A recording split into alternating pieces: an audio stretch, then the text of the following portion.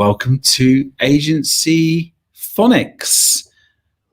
My guest is almost here. Talk about good timing. Welcome everyone to Agencyphonics. We've had untold amount of technical problems this morning. We tried to get into the studio, but clearly because we've been away from the studio, everything has seemed to have disappeared this morning. And so after half an hour of trying our best to find everything, we've decided to give up, and we're now testing out StreamYard for the first time, which is going to hopefully help us with our LinkedIn Live and live streaming.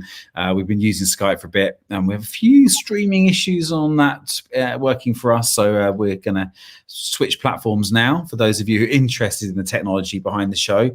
So I'm Spencer Gallagher, and today I have a wonderful guest in the wonderful Daryl Scott, who's been a dear friend for a good few years now, and I can't wait to get into my conversations with him. If you in business have ever suffered personal challenges, psychological challenges, personality issues like impostor syndrome or confidence challenges, anxieties, fears, anything that's kind of held you back, then really, and stopping you becoming the leader or the founder that you want to become, then Daryl is the man you need in your life. And we'll talk more about what he does shortly. But first of all, as always, just a quick thank you to a few people. Thank you to Wirehive for today letting us use their office instead of the studio, and all the things they do behind the scenes to help and support us.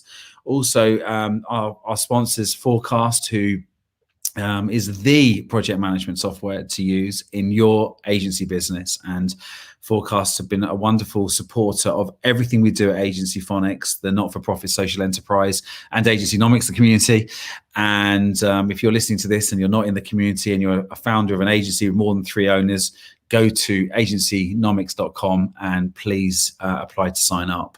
We're approaching 1,000 members in the community now, which is wonderful, with agencies from sort of 3 to 3,000 employees. So it's a really great place to be. So it's Christmas. Well, it's almost Christmas. This isn't the official Christmas edition, Daryl, because otherwise I would have tinsel here everywhere. I've got the Christmas cactus with us today because the Agencyphonics sign is behind me and too big to stick in front of my laptop. But I don't know about everyone else out there, but I'm feeling pretty worn out. It's been a hell of a year this year, a roller coaster of a year. It's certainly had its ups and downs, an emotional roller coaster, and maybe even a work roller coaster as well. So I'm sure, like me, many of you are really looking forward to having a prolonged break over Christmas. I don't like wishing time away, but these next 2 weeks couldn't come any quicker, in my opinion. So before I sort of start really to intro Daryl, I just want to share with you just a short story, really, to sort of set the scene. Daryl and I recently we actually did a questions and answer session, didn't we, Daryl, in the community? Mm-hmm. And actually the whole thing went down so well, we decided we were going to do a vodcast as well. But I shared the story in there, but I want to share it again really with everyone listening, because I know not everyone in the community will be listening to this show, especially if you're working in an agency. So there's sort of 2 lessons initially. The first one is, sometimes just listening to the serendipity in your life. I went through, I think it was probably was it about 2010 when I first met you, Daryl? Yeah, so I think around 2009, 2010, I kept meeting people who kept saying, do you know Daryl Scott? You should meet him. And I think in life, whenever people say to you, you should meet someone, then I think, sometimes you've got to listen to the universe telling you what to do. So I kept hearing his name. So rather than just thinking, yeah, whatever, I reached out to Daryl, I tracked him down and said, hey, everyone says I should meet you. Let's meet up. And as it turns out, he lived a couple of villages along from the one I live in, Hampshire, by coincidence, which was really great because we got to meet at the Four Seasons and we had a wonderful chat, didn't we, Daryl? Felt like an hour and a half. And then a couple of years later, I'd had a bit of a bad run of a bit of a bad run of luck at work. I think a couple of people really let me down. And I remember turning up to the train station in Winchfield, which many of you will not have heard of. And I was feeling a bit crap that day. I had bad days too.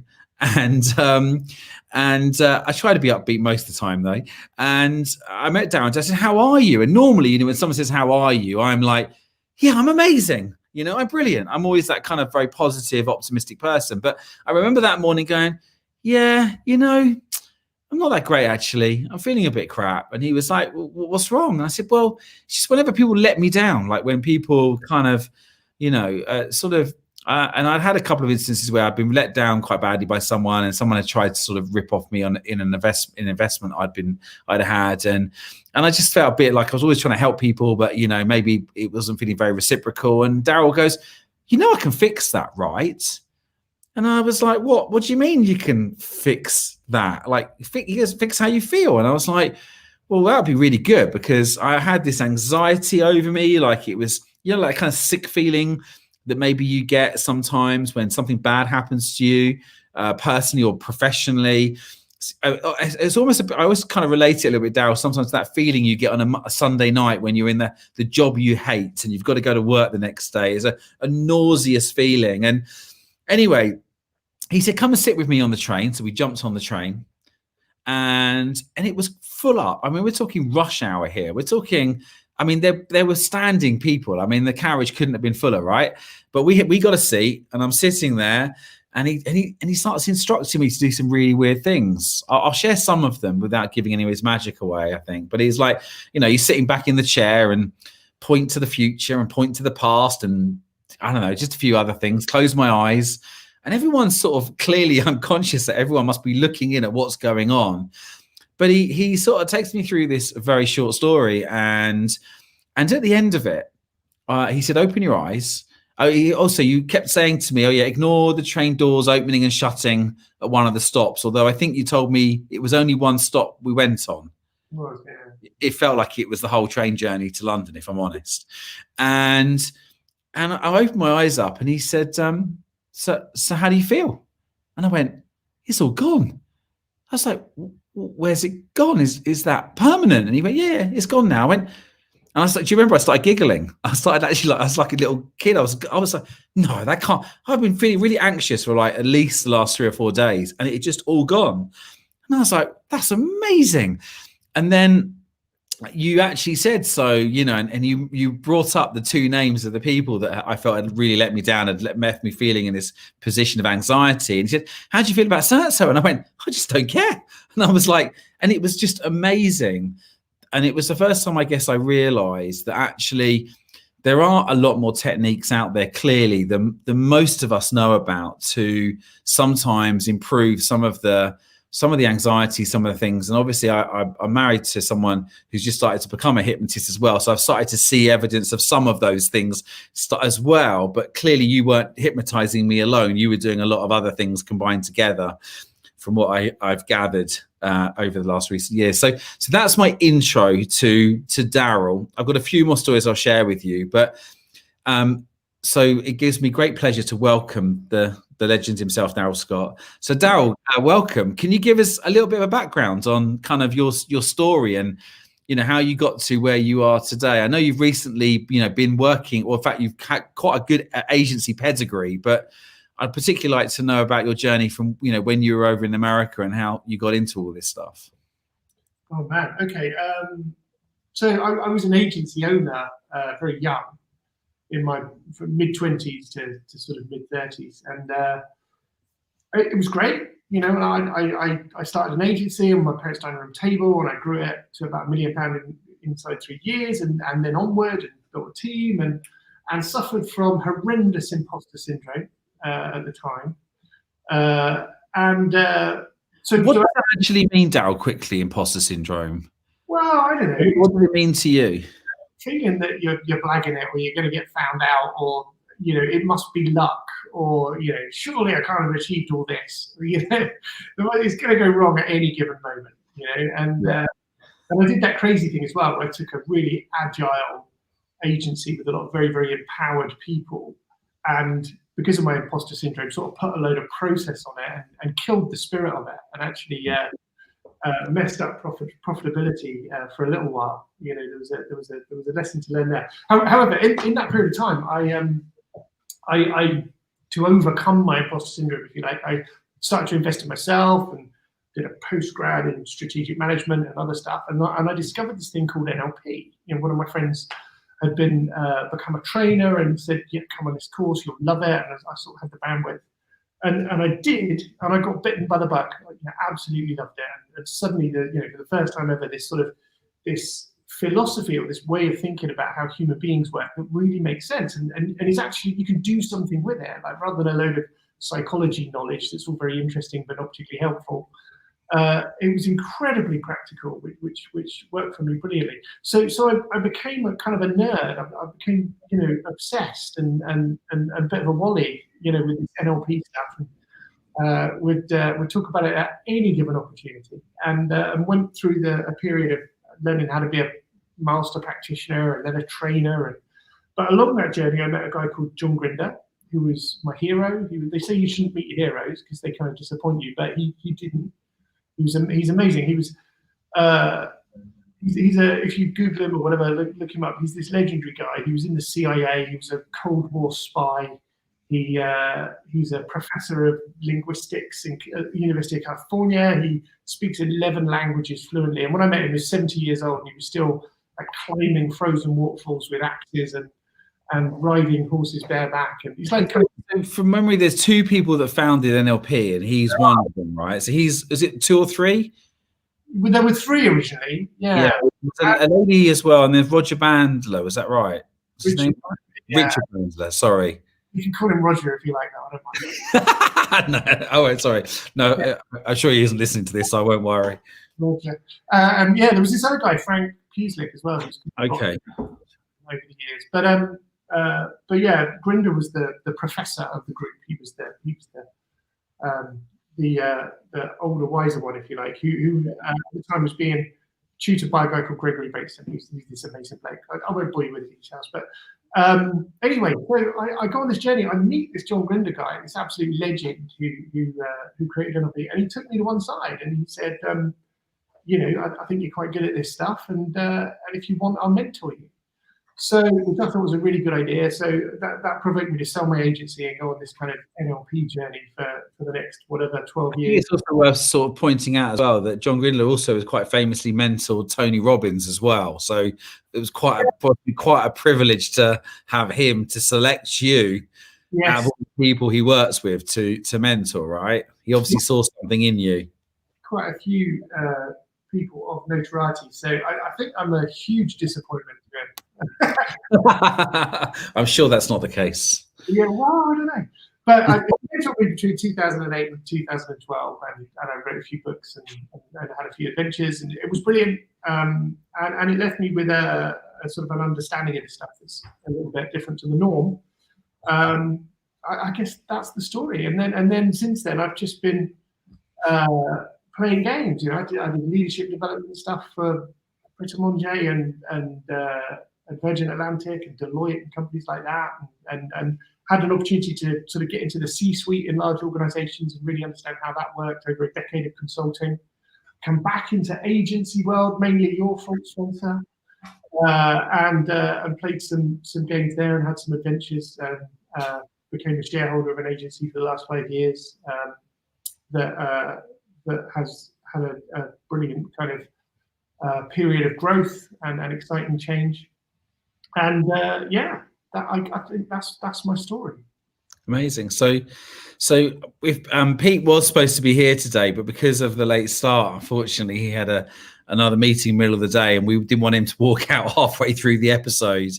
And so, but he always also shares a story about you, which is, in fact, when we grew the business, whenever he went on a holiday, I didn't really clock this, which probably sounds a bit weird, but he always was the person who he always drove on holiday, and I didn't know why he was always driving. In fact, his wife and daughter would fly to the south of France, and he would drive, and I just thought it's because he loved driving, honestly, because he does love driving, and he loves cars. But it turns out I had a massive fear of flying, just hadn't really told anybody.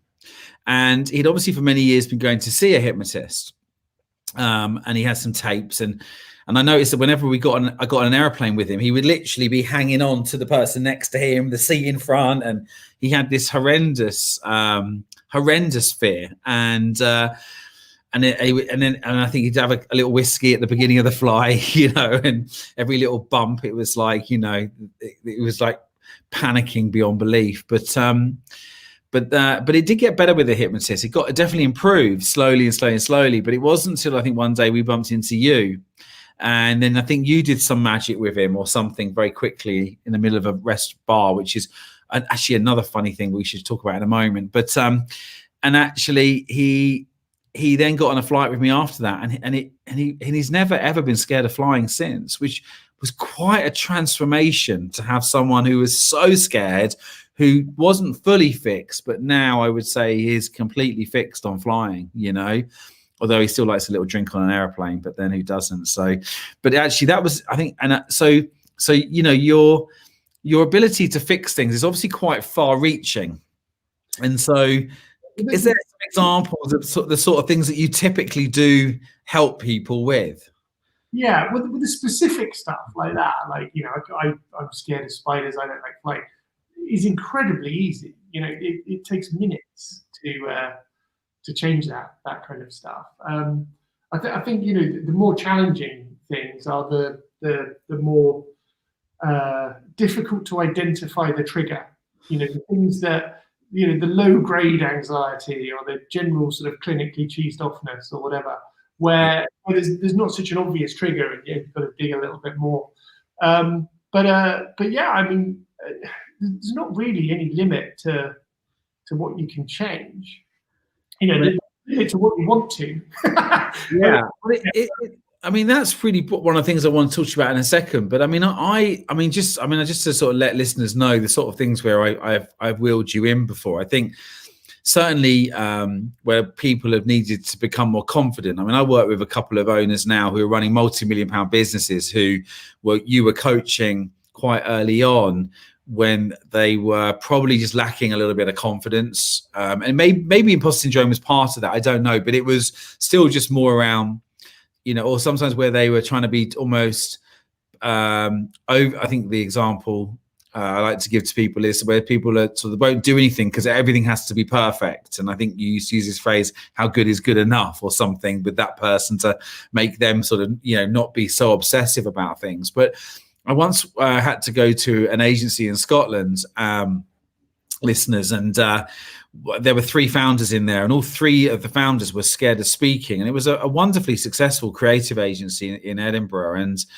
And I was, of course, doing my usual coaching and mentoring, saying, guys, you've got to build your personal brands. You've got to get out there. You've got to speak with expertise. But they were like all terrified of being able to do that. They all had, I think, some kind of childhood trauma of speaking. So I convinced them, and this is really the point of the story, to get to actually get them to Daryl, for them to see Daryl. And Daryl went up there, and you did some work with the 3 of them.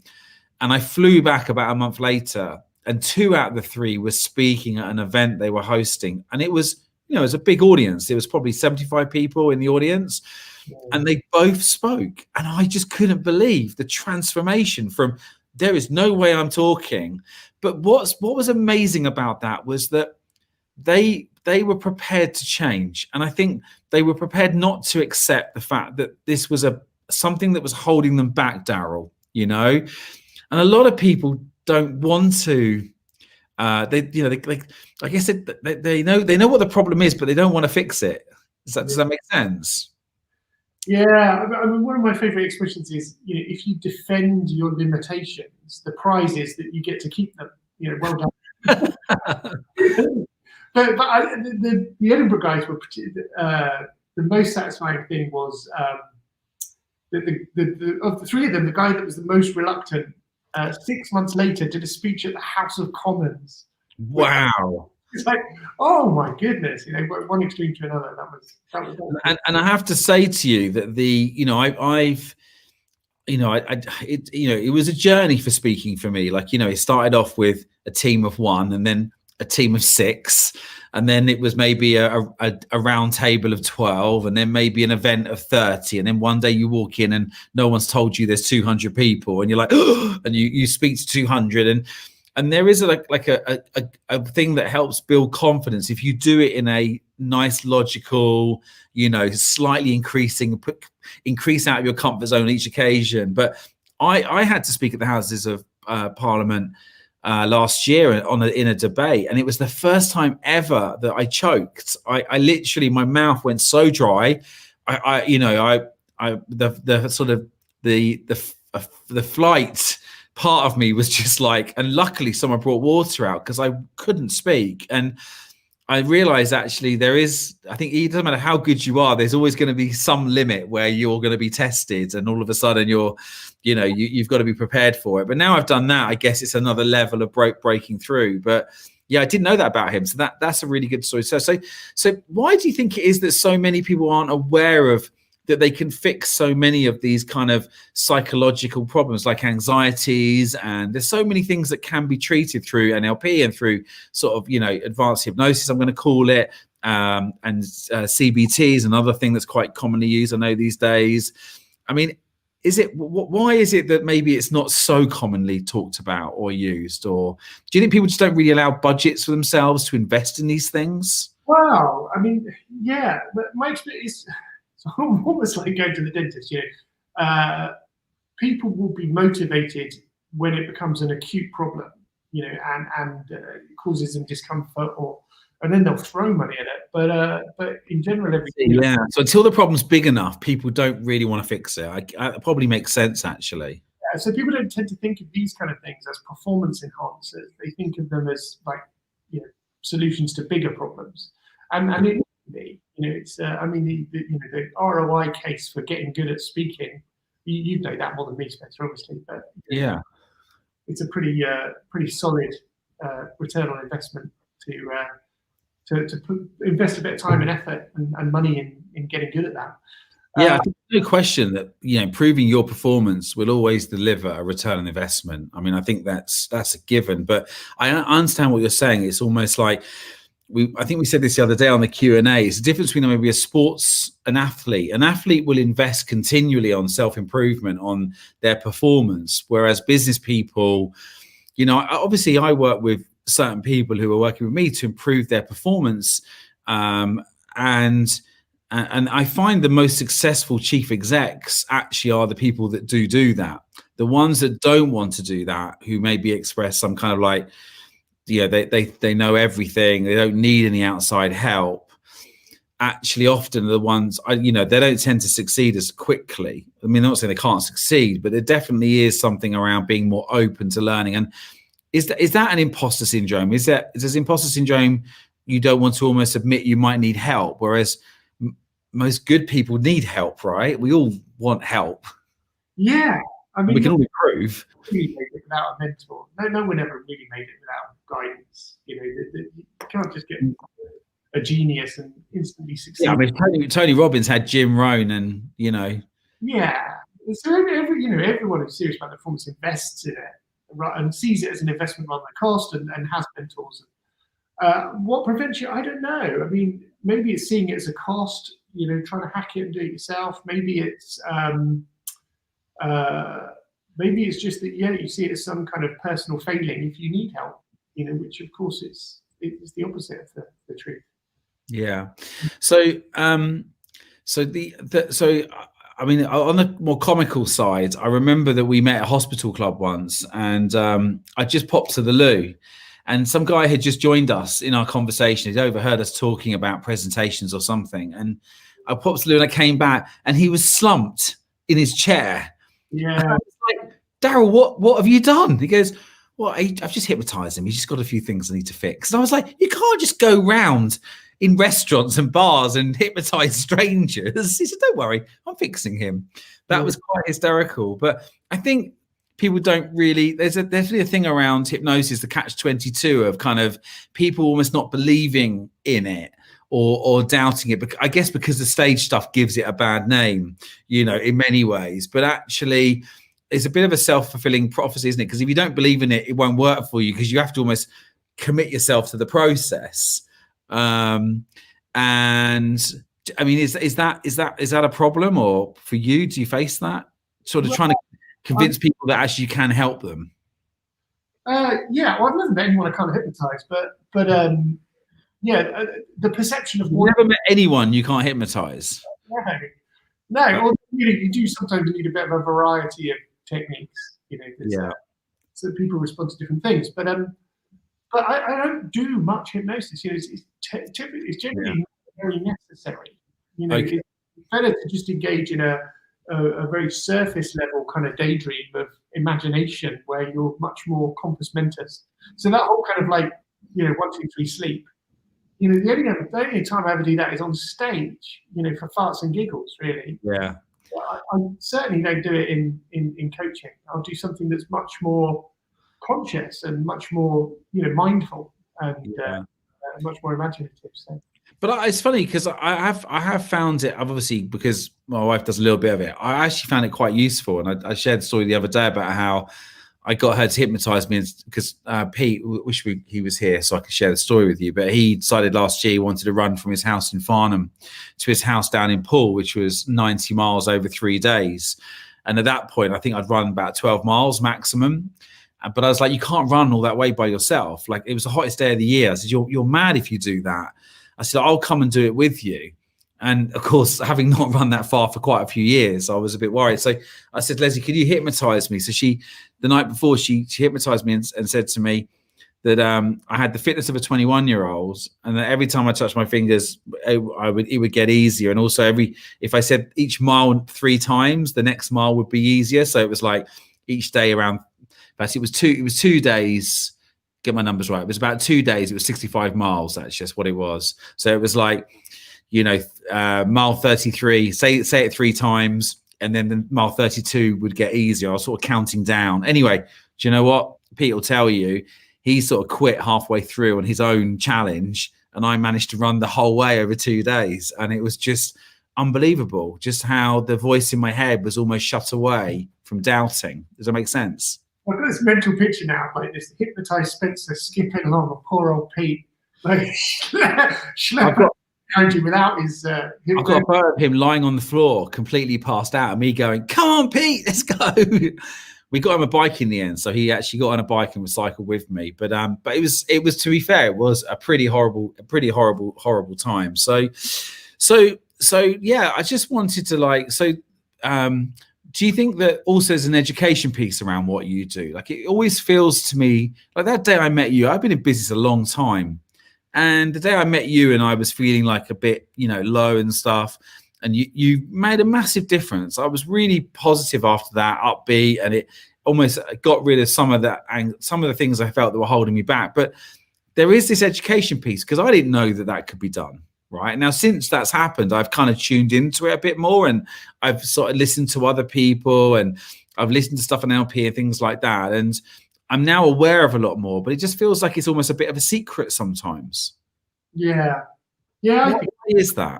I honestly don't know. It's a cause of frustration. You see fields like education embracing all kinds of things from NLP. You can't go on a leadership development program or an executive coaching program that isn't heavily influenced by NLP. I just think it's, fundamentally at the bottom of this, there is this misconception about how we work. We think that we're these conscious animals that go around thinking all day long and having intentions of deciding what we do. And we have an occasional emotional outburst. Whereas the reality is we're these emotional creatures that are driven around all day on autopilot, all these kind of patterns of unconscious programmed behavior and emotional reactions, and occasionally we have these little moments of consciousness and thoughtfulness. So when you begin to really think about how we work as a human being, it's all about our unconscious associations and it's all about our emotions, but we try to think our way out of everything, and you can't think your way out of a pickle that you've got yourself into by how you think. It's a paradox. So. And I also think systemically, fundamentally, and you can believe this or not, I don't know, but I believe from my experience that performance comes from culture, because having a strong culture, a strong sense of what to do, it makes decision making quicker. It gets people aligned. It increases energy. It does all kinds of stuff. So performance comes from culture. Culture fundamentally comes from the visible behavior of the leaders. So what do they endorse? What do they punish? What do they recognize and pay attention to? What do they ignore? And a lot of this is, it's not big formal communication. It's eyebrow raises and head nods or shakes, or it's implicit communication. So culture comes from unconscious behavior of the leaders. That's what creates the status quo. That's what makes you think, what are things like around here? And the unconscious behavior of the leaders comes from their mindset and their emotions. So if you want to perform, sort your shit out. because it has a systemic impact, on those. So I know in your day job now that you obviously do this kind of coaching for people in business. I mean, I guess, is it mainly leaders that you're focusing on? Is it mainly? Just because they have a bigger sort of systemic, they have the power to mess other people's lives up quite spectacularly. Okay. So if you get leaders to be a bit more authentic, then you make the world a better place. And what does that look like then? What does it look like? Is it like having a therapist working with you? Completely. Leadership therapy. I don't know. I spent years being an executive coach and then having a 1 day a week therapy clinic in London, being a therapist. It was almost like never the twain shall meet. These two very different identities. Daryl, the hypnotherapist, Daryl, the exec coach or company director or consultant or whatever. And I think probably because of COVID, but I really feel we're in a world now where I can just say it's coaching and therapy all at the same time. And there is now the awareness that we need it. Right? Yeah. And have you noticed that this year? I mean, obviously, it's been a very, it's obviously been an unusual year. And I mean, I've been quite openly saying, I'm a proper Gen X. I've grown up working, I'm not exaggerating, but I think my first job at 16 was 6 days a week, and must have worked 6 days a week for the first 5-6 years of my career, and with very little holiday. And I've never really come close to burning out ever. That's just not a thing for me, right? I've always been used to working very hard and mentally dealing with that as well. But even I feel like this year I've been pushed, maybe it's because of the amount of screen time and the amount of isolation, but there's definitely, because it's not just been the length of work, but I've been thinking it's been hitting me as hard, then it must be hitting others even harder, right? Because life is a lot more, there is a lot less resilience generally out there for most people, I believe. So what's the biggest impact that you've seen this year, would you say? This year? What is? Do you think things have changed this year? Do you think it's always been a problem and there's no real difference, or do you think? I'd answer that two ways. One would be to say, you're never done, right? You're never zen, because if you get sorted, life will present you with a new emotional challenge that you haven't dealt with before, and it will knock you sideways. And even over the last, if I could go back 5 years, I was in this sort of absolute bulletproof place of perpetual happiness and calm. And in the last 5 years, I've been off kilter, like really badly. And I think it's okay. We're not perfect. It's about recognizing that and having a way to get back on track, if you know what I mean. So it's like weeding. You could do it as much as you like. They still come back. There are still things. Yeah. Things to present themselves. But I think this year, as human beings, we have fundamental needs. We need contextual stimulation. We need the scenery to change. We need aliveness and things that we can engage with. We need self-determination. Right? We need to make our own decisions and have our own boundaries and have intentions and make choices in the world. And we also need human connection. And that human connection that happens when you are just in the presence of someone that you care about, or someone that you are connected with. And all of those things got violated this year. We've been in lockdown situations, especially in agency world. The amount of people that have been working from home is huge because we can. So we've had a lack of contextual stimulation. We've had fundamental lack of self-determination. We can't do this and we can't do that. And there are, whatever you think of the guidelines and being sensible about stuff, the human impact is still very, very negative, irrefutably. And we've also not been able to spend the quality time with the people that we need to. Mm. And have you seen in particular, like sort of certain things come up then as a result of that, or not? Has there been sort of a repetition of certain things, or not really? Is it still the same? So the behaviours that I'm seeing in all those three dimensions. So from a contextual point of view, from stimulation as well point of view, people are becoming less spontaneous. So Okay. you make a spontaneous suggestion, people are a little bit more rocked. They're a bit, oh, hang on a minute, that's not in my diary. Because we've become very familiar with a lack of spontaneity, and a huge degree of predictability. Interesting. From a self-determination point of view, people have become apathetic. So it's like, well, there's no point doing that now. There's no point planning this. There's no point thinking about that. I'll just wait until whatever. Not realizing that mindset, again, do that for more than 6 months, it becomes pervasive. And then when opportunity comes to do stuff, can you? Are you still able to? Yeah, it's turned into a habit almost. Yeah. And then the worst of all, the one that really stuck with me is just that lack of human connection. And it's deeply to certain key important relationships in your life. It's and I've been thinking about people who, imagine if you joined an organization during this. You're working with people you've never met. Yeah.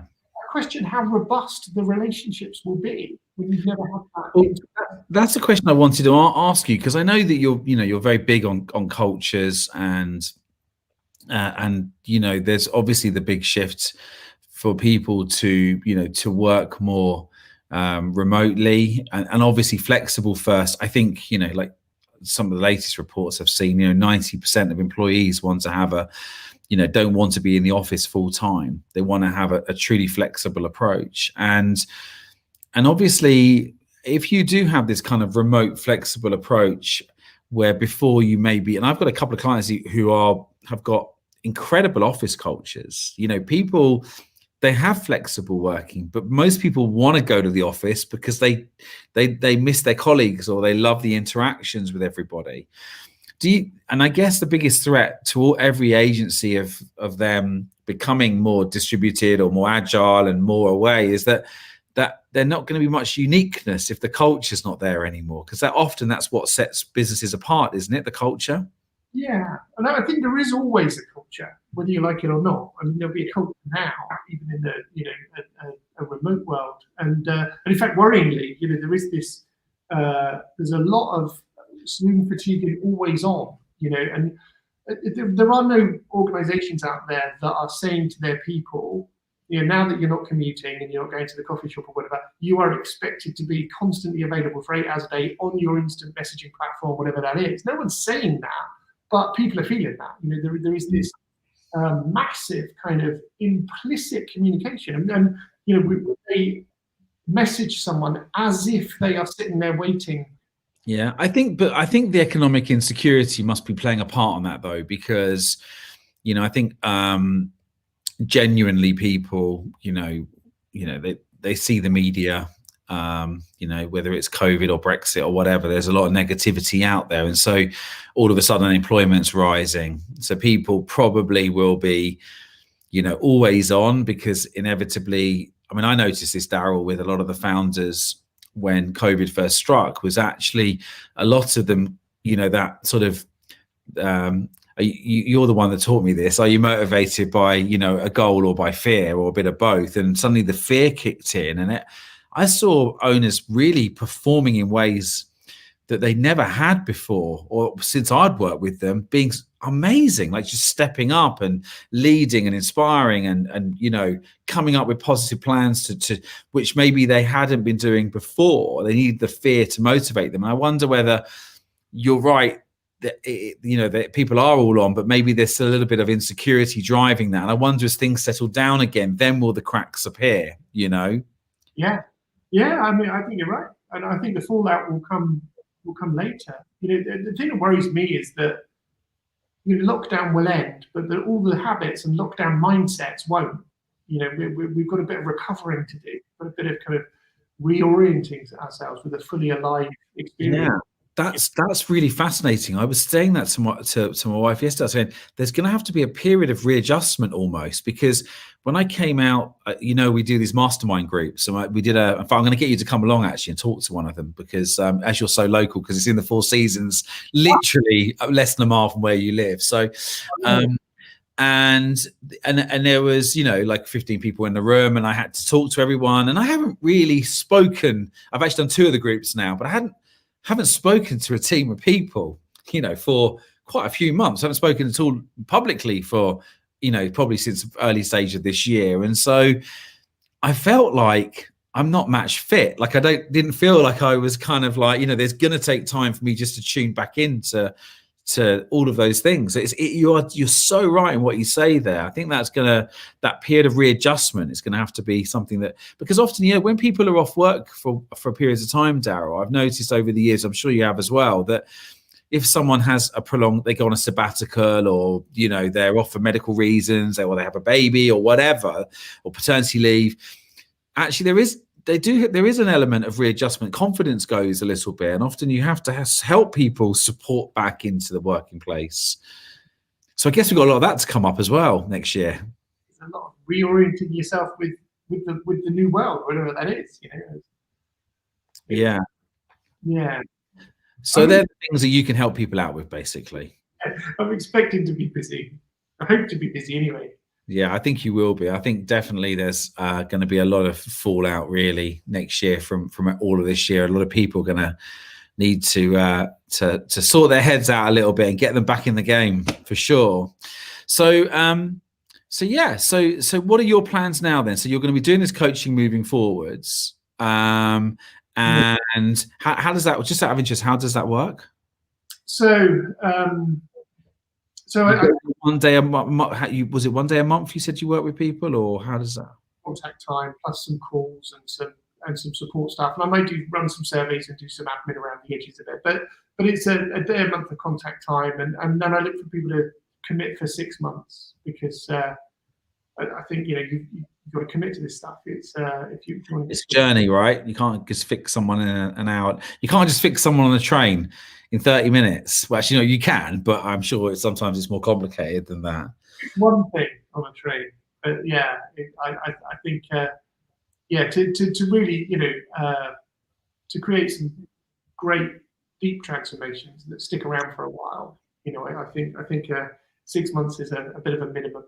And then, if people don't have the bandwidth or whatever, or they want to get a little further, a little faster, I'm running immersive experiences. So I'm doing a 6-day at the end of January, which I'm so excited to do, because almost like selfishly. But what's that you're doing? I'm running an NLP program. Okay, so you're basically, you're not, obviously you're now you're teaching people to do NLP. That's kind of now you are an NLP Jedi Master. You basically then run coaching. So if anyone is interested in basically learning to be able to use NLP in their leadership role, that would be ideal for them, I guess. Yeah, it's going to be self-application. It's very immersive, 6 days in a lovely location with a small bubble of 12 people. So I mean, just that experience alone is going to be fantastic after the year we've had. But yeah, it'll be a lot of self-application. So how to hypnotize yourself, if you like, or how to sort your own mindset out, how to be a bit more self-aware about some things, and then a few tips and tricks for presenting and for coaching other people. And so it's sort of practitioner level training on a sort of 8-hour-a-day, 6-day week. Wow, that's pretty tough going. So that's good. And so when you spoke on stage, it feels like a lifetime away now, but it probably was only last year. And you shared a very simple technique that you had learned for people to be able to get themselves into a meditative state really quickly. And funnily enough, someone quoted this back to me about a week ago. So I used the Daryl technique from your event, and I was reminded of it. And actually, to be fair, I have used it a few times when I've particularly needed just to switch off quickly. Do you mind sharing that with people? It's probably quite hard to do it live, isn't it? Especially when they're driving their cars, listening to this on their podcast. If you're driving, do not do this. Disclaimer, yeah. Turn the volume down now if you're driving. I think for a day, just just a way of, I mean, for years I was bedeviled by this idea of what's the minimum thing that you need to do to get into a really cool state. And also, how do you make it part of your everyday life? Because if you've got to go and put yourself in an isolation tank, or go in a quiet room and turn all the lights off, it's not particularly practical. You need to be able to do it on a train or in between meetings or whatever else. So how do you sort your state out easily? And a lot of the misconception with sort of hypnosis or mindfulness, or getting into really cool states that rebalance your nervous system and allow you to physically let go of some tension and whatever else. The myth is that it's about not doing things. Stop thinking and clear your mind and switch this off and stop that. And you can't not anything. If I say don't think of baked beans, you obviously baked beans.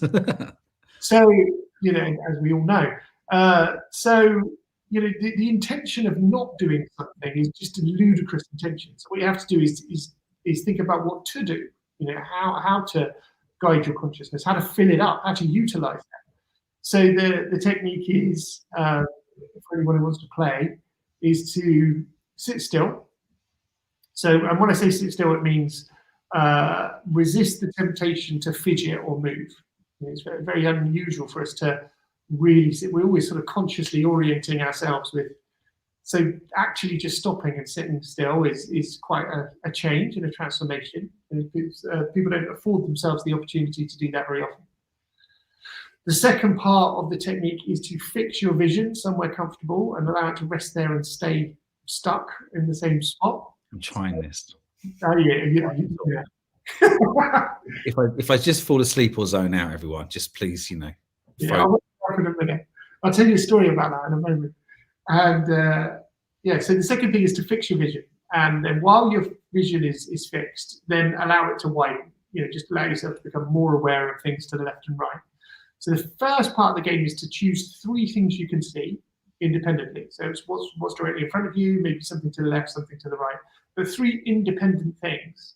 And without moving your vision, like keeping your vision central, cycle your attention between those things until you can hold all 3 of them at once.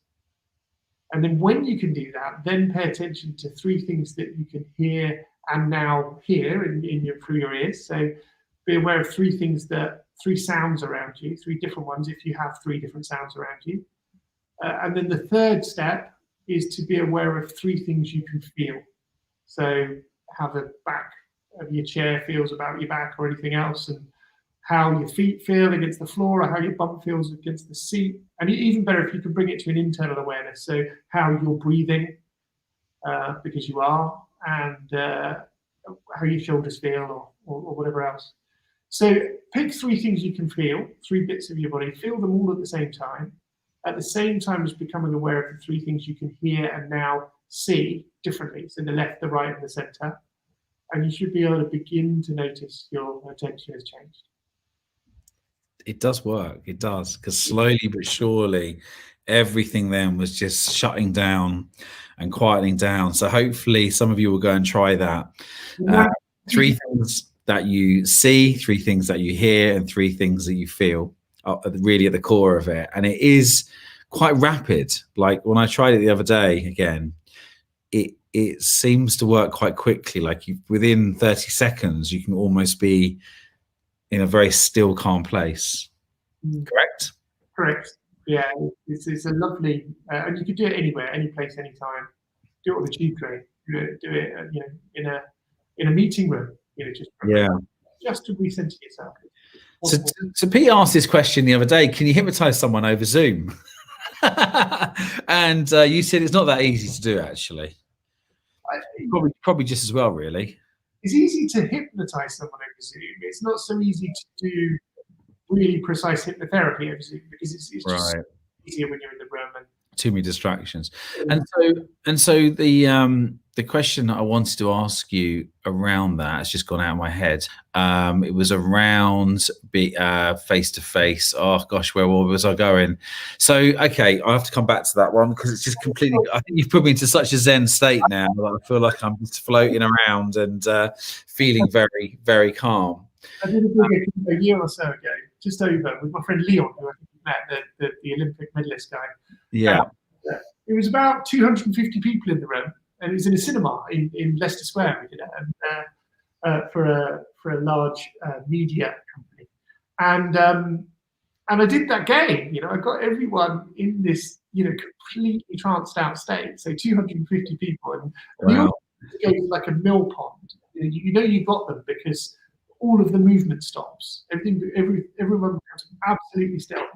But then the crazy thing is, then you say, "So, how was that?" And you can't get anything from it. Everyone's like so zen and sort of zoomed out. I do feel a bit like that, I have to say. It's quite nice. You almost forgot where I was then for a minute. We're actually live on a vodcast, so I really should probably snap back out of it now, or you secretly hypnotize me. So, cool. So, yeah. What else can we talk about, my friends? What else? I think you need to interview me now. I'll take over for you. Yeah, can you do that? Why should you pay attention to this stuff? What do you think? What's your experience? What do people think about it? I think, it's interesting really, because I remember going on a leadership course many, many years ago when I worked in retail. And at the end of the session, the guy said to us, I want to try something a bit different with you now. Bearing in mind, I was like a general manager in a PC World store. And he basically sat us all down at the end, and he started to do the same a similar exercise to what you've just done, really. Effectively, he was trying to do some kind of meditation with us all, and we were all like giggling like kids and just like all trying to be a bit too cool. And it's funny because up until that point, I hadn't really had any experience of meditation. Nowadays, the whole world, understands basically meditation and the benefits really of sometimes just quietening the voice in your head, and and actually the resilience it can give you. Last year I was probably meditating about an hour a day. I was actually really getting into it, and when I say an hour a day, I mean at least 45 minutes to an hour every day. And I found that I was more, I just I couldn't be emotionally upset for a lot longer periods of time. It was like I could go through a whole day, no matter how much.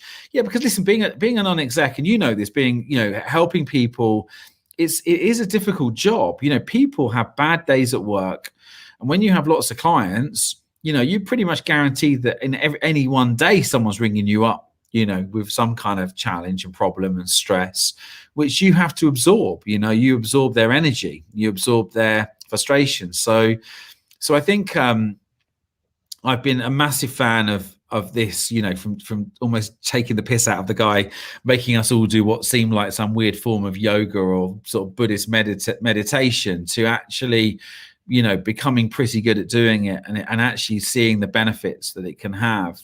But it's just trying to find ways for, and the last, weirdly, I've had all this time through COVID, but I've seemed to have less time to meditate. I don't know why that is. It's almost like I'm at home now. I've got more time, but I'm doing less of it. Maybe it's because there's always someone at home. I don't know. Maybe I don't know. It's a very weird shift. But, sorry. How long do you need? Well, that's the other problem, you see, because you sound like Mrs. G now, because she's like, and you just taught us a technique that gives you 5 minutes. But for me, I really enjoy like the long meditation of 45 minutes, and it's in my head. I've convinced myself that it has to be 45 minutes, and the reason for that is, and I don't really understand all the technical stuff. You probably do more than me, but as a kid, I used to have that thing where you have, where you'd kind of have like, well, I was always told sleep paralysis, but I never know. But, I would be in theta, right? So I was asleep, but I was awake. If anyone else out there knows that feeling, and that is theta, isn't it, Daryl? Get my terminology right. I don't know. You don't know, but it's a bit like almost like before you're asleep, where sometimes you kind of feel like you're awake, but actually you can't move your body. And that kind of space, that's where I get to after about 45 minutes, or about half an hour I get there, and I love it. And when I'm in that true stillness, that place, that's the bit that's why I always try and meditate for long periods of time, because just being calm for 5 minutes is not enough for me. Sleep and wake is a delicious experience, isn't it? But I think when you're coming out, obviously you go to a paralysis when you sleep to stop you flailing around all the time, and then as you come out of sleep, you can physical paralysis can last a few seconds longer, which is a really scary experience. There's a really good book by a woman called Susan Blackmore called Seeing Myself. If you're interested in like out of body experiences and weird stuff that happens when you sleep, it's a really, really good one. But Yeah, I think that there are those lovely sort of moments, but when you do that thing where you wake up in the morning, you go back to sleep, and then you have a really profound dream, and you feel like you've been asleep for an hour, but when you look at the clock, it's only 10 minutes, 5 minutes. Yeah. And I think it's kind of the same with meditation. You can get into, the temporal rules in there are different. You don't need as long to make something happen in that state as you do in your waking state. Yeah. So, Yeah, I think that's really good advice. I think it's good for me because I think like all of us, we get to be creatures of comfort. We like to do things in the way that we do things, and sometimes we think our set ways are the best, right? I don't know, but it's like you do that, and I've got to think of it more like my Peloton, right, where I can jump on it for a 10-minute ride, a 20-minute ride, or an hour and a half. Yeah, there's one of my friends, Mark's a yoga teacher, and he says, you get people who won't come to the yoga shala or aren't making time.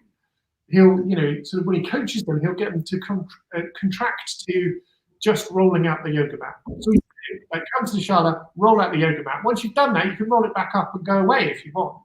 But of course, inevitably, when people have rolled out their mat, they stick around for a bit.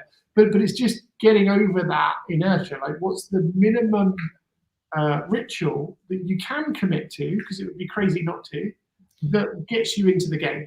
And so what is that smallest of actions that initiate the behavior you're after?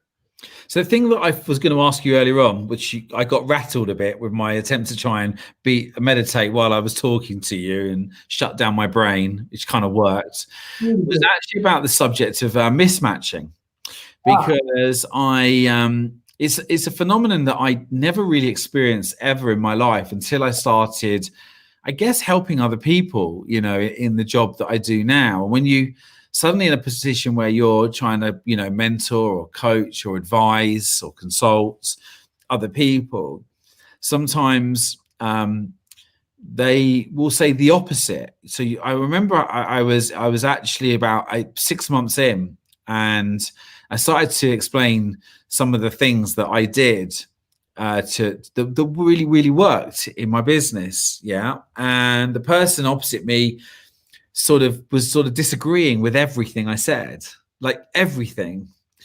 And then I noticed the pattern.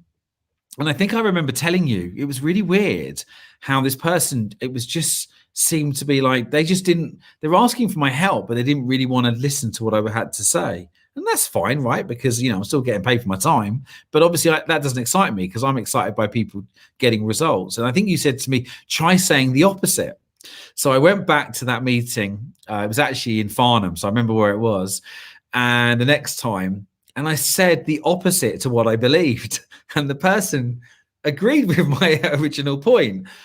And then I thought, well, this is a bit peculiar. Maybe this person's just a one-off. And then I guess as I've gone through the last 10 years, and it still will come up probably once a month. And it's not that anyone's necessarily bad. It's just that sometimes there's some kind of psychological challenge going on where the juxtaposed position seems like the confrontation needs to be there. And anyway, we went mountain biking the other day, Daryl, and you shared me a wonderful story. I wonder if you could share it with the listeners about if anyone out there has ever experienced when they're working with one of their team members or a colleague, maybe who just always takes the opposite point of view, an approach that you had to dealing with that. Yeah, I think the thought process behind it is people are never ever motivated by your reasons or your arguments. They're only ever motivated by their own. They do things for their own reasons. So and the other thing is, a lot of people like the debate. They don't just want to be told. They want to kick it around a bit. But I do think that and this is such an important thing in all aspects of business, and it's a fascinating thing when you start to observe it. But communication is like a fulcrum. As soon as it becomes mismatched, it becomes more mismatched. So it's like the Statler and Waldorf thing from the Muppets. I'm showing my age now. Probably no one knows who Statler and Waldorf are. But the two guys who used to sit up in the side bit. And the Muppet Show would go on. And they used to moan at everything. Yeah, and they'd heckle and stuff, right? And the old two. One of them would go, "Well, that was okay," and the other one would say, "Yeah, it wasn't too bad." And But then the other would say, well, not too bad. Well, I really thought it was okay. And the other goes, well, it wasn't really that good. And he goes, well, no, it was. I mean, there was some really good bits. No, I think it was okay. And in the end, they're like, it was fantastic. It was rubbish. You know, they push themselves to these polarized extremes, because that's what happens when we enter a sort of fractured interaction. But I think two things I'd say. One is, I spent, all right, quick story. There's a guy that I study called Milton Erickson, and you study him when you study NLP. He's a really fascinating wizard who used to rehabilitate schizophrenics, and amazing sort of therapist, amazing hypnotist. But he grew up on a farm in Wisconsin, I believe, and when he was young, he used to watch the farmhands try and pull the horses into the paddock, or the corral, as they would call it in America. And so these guys would have hold of a horse, you know, with the reins coming out from the front of his nose, and they'd be tugging this horse to try and yank it into the paddock. And you know, if you've ever seen a man on a horse, you know who's going to win that tug of war. And he was used to find it an interesting game. So he would go out and try and pull the horse away from the paddock. And then, of course, when the horse won, he would just shut the gate. You know, it's kind of a difficult game to play in conversation, because you've got to get over your own kind of desire to be right, or your own desire to say the correct thing, and realize that it's more about the outcome and the influence than the specific things that are said in the conversation. But I think the most common application I have for it is when people come into therapy and they're really, really absolutely convinced about their opinion. They're absolutely stuck in it. And to oppose it is just pointless. Absolutely. So people might say, you know, something like, sometimes I get this feeling like, is this all there is? And you can try and sort of break that apart and say, well, what do you mean? You know, is what all there is, or is all there is to what? What are you talking about? And that doesn't work, because it's not really a logical thought process. It's a feeling, and so there's no point trying to deconstruct it that way. And there's no point trying to sell them the splendor of the world or the wonder of the universe and say, what do you mean is this what it is? Look how lucky we are. Look at our standard of life. Look at all these things you can do. Pointless, because they're stuck in their state. So the only way around it, or the most effective way around it, is when someone says, is this all there is? I tend to just do a big sigh and go, yeah. At this point, they then go, well, hang about, you know, but it can't be. What do you mean? Well, there must be more to life like that than there. And you go, no, this is it. What are you talking about? So they end up convincing themselves of the opposite of their own. Interesting, right? Exactly. So you know, if someone says something that's a little bit off kilter, exaggerate it. You know, say the same thing more. You know, and they'll very, very quickly retract to a reasonable position. Yeah, good fun to play with language, but I think it's that we are complicated things, aren't we, human beings? I mean, it sometimes feels like it's quite complicated, this stuff, isn't it? It's like, it feels like it should be a lot simpler to me, but our brains and our whatever it is, our ego, there's always this battle of a voice in our head telling us, you know, not to go to the gym, or not to eat the right foods, or it goes the other way, obsesses about going to the gym and eating the right food. And it's funny, isn't it? It's just is that a strange thing to say, or does that seem like a very normal thing to say? Yeah, it does. And I think, because I think we're really simple, but I think to get to the point where you see it simply you have to go through such a journey to get there. And I've always been frustrated by human science generally, that gives you snippets. You know, imagine we're in a bar, and there's a works party happening in the same bar, and we're a load of human scientists watching this party. Well, the economist will say that everyone's behavior that they're observing is being driven by availability and price, and who's paying their wages and all that kind of stuff. The sociologist will say that it's culture and just the way things are done around here. And the psychologist will say that it's to do with their ingrained personality types and something to do with their personal history, probably. Or the psychotherapist will say it's, you know, because they wanted to sleep with their mum, or go architecturally digging into their past. And all of these people think that they're studying entire human beings. They don't realize that actually they're just studying their model. You know, studying an aspect of humanity based on a set of assumptions that their field of endeavor provides in advance. And it takes a lot to go around all these different fields and look at all these different factors, cognitive biases and emotional reactions and unconscious desires and different aspects of what it is to be a human being, and join them all up. And when you get to that point, it gets ridiculously simple. People are just so incredibly simple in their behavior. But I think it takes a long time to get there. I think that's really nicely put, actually. And I think a lot of people as well are always chasing, a state of something, a state of bliss.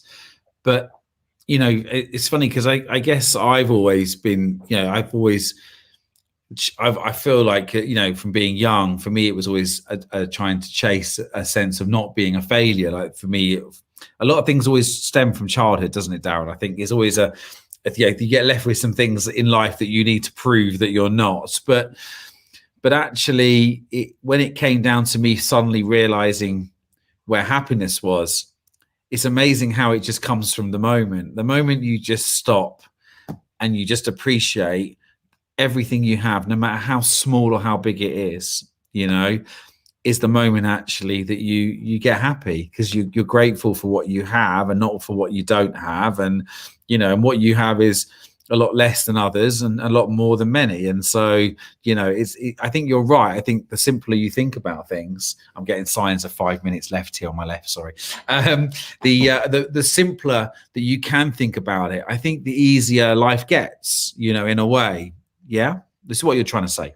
Yeah, I think so. Yeah. And with all of the sort of psychology stuff and the things that come from your childhood, you say, definitely, there are hugely formative experiences that happen in our life. But the question that's interesting is, how are you still doing that now? At 30 whatever years old, or how are you still doing that reaction from when you're 7? How are you still thinking that thing that you thought when you were 4? How are you? So it's the game really is not, shit happens, right? Life happens. We've all had a story. The question is, how are you still doing it today? I had someone recently say to me, something along the lines of, please don't ever criticize me when we're working together, because I used to get really badly criticized when I was younger, and I don't handle it very well. And I was thinking to myself, there must be a way to fix that, because can you go through life, not being able to, it's like, I never criticize people. I'll always be supportive, but it's like, but it's funny, isn't it? How we'll carry some of that baggage sometimes for many years and not really seek to fix it, or maybe the person has tried to fix it, but it hasn't worked. I don't know. Do you fix that sort of thing as well? Yeah, but about that thing that I said earlier about if you defend your limitations, you get to keep them. Yeah. Okay. Well, yes, exactly. So about mental health. No harm in having a conversation with someone like you, though. Anyway, if you do feel that somewhere in your life, your business life, professional life, that you're being held back, that's the key point of this show today. Really, I think, is seek out Daryl and say to him, "This is what I do. Can you fix it, or is it unfixable?" At least ask the question, I guess. Yeah, everything's changeable if you want to. If you want to. This is a good point. So it's been a delight talking to you. I'm so sorry about the incredible technical hiccups this morning, but we will find a way to get you back in the studio and for phase 2 of this, because I'll probably like to go into a lot more detail and ask you a lot more other questions as well. So I really appreciate you giving up the time this morning, Daryl, for us. Hope you have a lovely Christmas. And thank you to everyone listening today. I hope you've enjoyed that. I hope somewhere along the line you've been able to relate to this episode, connect to it in some shape or form. And Daryl, how do people get hold of you? So we'll put all the details in the show notes. Well, through the Agencynomics community. Of course, yeah. So Daryl has just joined our community as our resident expert. So if you're in the community, do that. Otherwise, Daryl Scott on LinkedIn, but also we'll put the details in the show notes. So thanks everyone much. I hope you've enjoyed the episode. And that is, Caitlin, a wrap.